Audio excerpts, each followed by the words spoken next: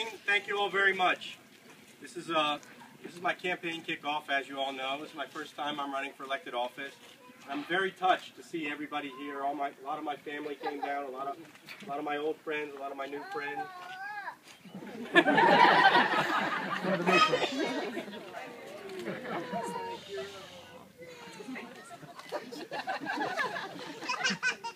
So it feels great to finally be a candidate after a lot of years behind the scenes. So it definitely feels great, and I'm very fortunate to have worked with a lot of good legislators and politicians over the years. And I've been behind the scenes for a lot of years, so this is my first time actually being out there as a candidate, and it feels great.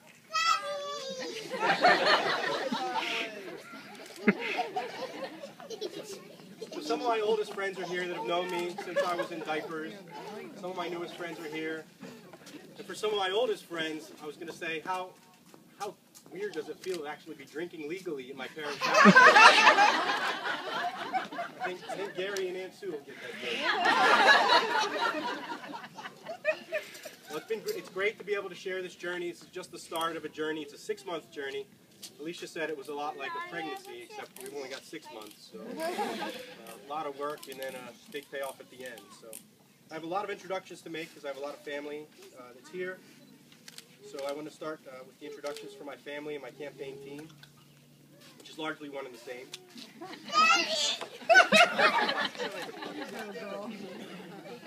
I have to thank my parents, Bob and Karen, or as they're more frequently known at my house, Nona and Grow Pop, for hosting this event. It's their house. All right.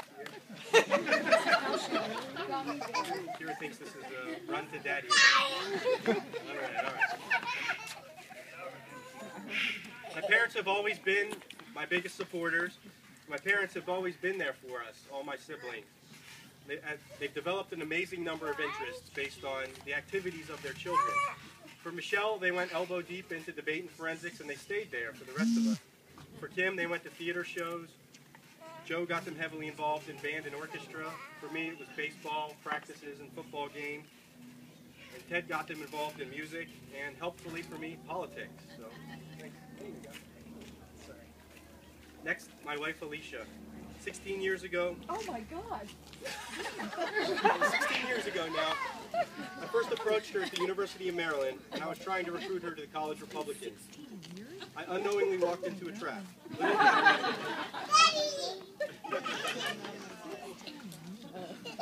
Little did I know that she was president of the Young Democrats at her high school. I loved her so much I agreed to accompany her to see Hillary Clinton speak when Hillary Clinton was First Lady. However, I have to admit I wasn't disappointed to miss it when Alicia fell ill that night. I drug Alicia to see Alan Keyes. She took me to see Bill Bradley. I took her to see Jack Kemp. She went to see Bill Clinton, and I abstained from that world. We finally reached a point where we can compromise on politics. A couple years ago, we went to an event in Annapolis with then Senator, now Secretary of Defense Chuck Hagel, and we came away with no arguments that night. So. When I met her 16 years ago, I told her I would convert her to be a Republican within the year. Well, I lost that bet, but maybe she'll convert for a few days in September. You know what I mean. I wouldn't be in this race without your 100% support, and I literally couldn't do this without you, so thank you. Her parents are here. They've welcomed me into their family with open arms. Even if I am a registered Republican, and I'm grateful to have their support.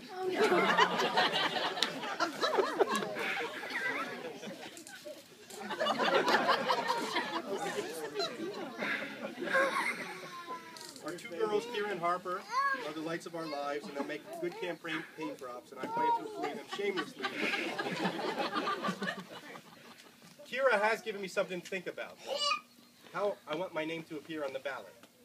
Should I go with Philip Dacey, the more informal Phil Dacey, or as Kira likes to call me, Daddy Phil? I like Daddy Phil, but I don't know if that's going to fly. My brothers and sisters all have campaign jobs. Some of them even know that. This will be a full-on Dacey campaign effort. My older sister Michelle is my social media chair, so she knows and stays in touch with so many people in Frederick. I think my Facebook page has almost as many friends as my actual Facebook page. My little sister Kim is my covert press consultant.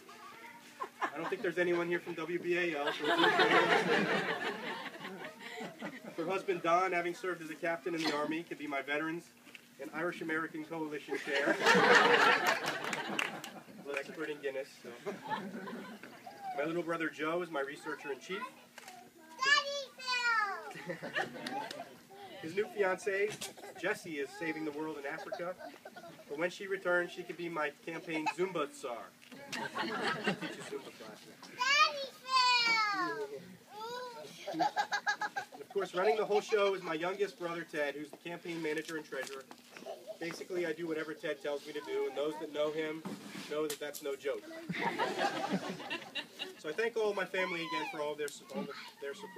I also wanted to thank the elected officials that were here. I guess Delegate Schultz was here, and fellow candidate Katie Nash is here. Thank you for coming.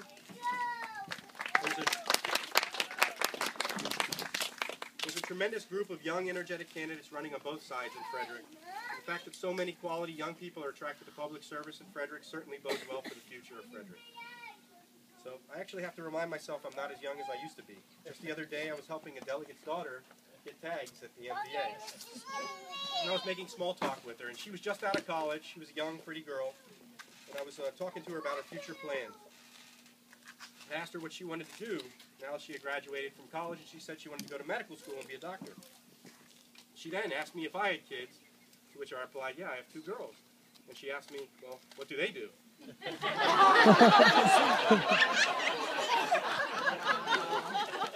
said, well, Kira wants to be a cowgirl.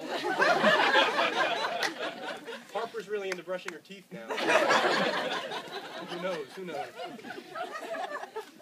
So with the introductions done, this raises the question of the evening, why am I running for alderman? You all know me, and you know my life has been dedicated to public service. I grew up here in Frederick. My wife and I chose to raise our family here in Frederick.